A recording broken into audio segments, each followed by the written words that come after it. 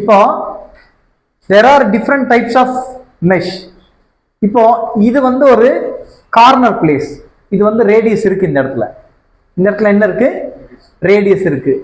இதுவும் அதே மாதிரி இது ஒரு பிக்கஸ்ட் ஸ்ட்ரக்சர். இந்த ஸ்ட்ரக்சர்ல வந்து இந்த இடத்துல மட்டும் நான் ஃபைனர் மெஷ் கொடுத்துருக்கேன்.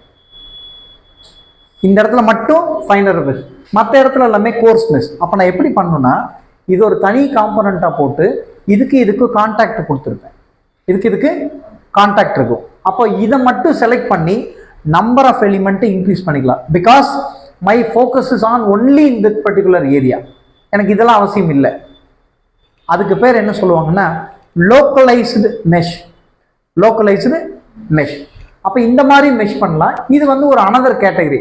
சப்போஸ் நான் வந்து இந்த ஹோல் இருக்கக்கூடிய ஏரியாலையும் இந்த கார்னர், அதாவது ரவுண்டு இருக்கு இல்லையா, அல்லது சாம்பர், அந்த இடத்துலையும் நான் ரிசல்ட்டை வந்து ஃபோக்கஸ் பண்ணணும், எனக்கு அந்த இடத்துல மட்டும் ரிசல்ட் அக்யூரஸியா வேணும் அப்படின்னா we have to make localized mesh.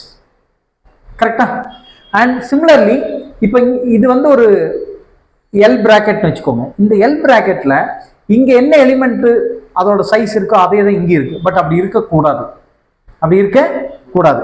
இது வந்து ஹெச் மெத்தட்ல பண்ணிக்கலாம், இதெல்லாம் பி மெத்தட்ல பண்ணணும். இந்த இடத்துல பாருங்க, இதுக்கு டிஃபரன்ஸ் என்ன? இதே எலிமெண்ட் இந்த இடத்துல இருக்குது. அப்படி இருந்துச்சுன்னா I cannot get the accurate result. But அதுக்கு பதிலாக இந்த இடத்துல நான் ஃபைனர் மெஷ் கொடுத்துட்டேன்.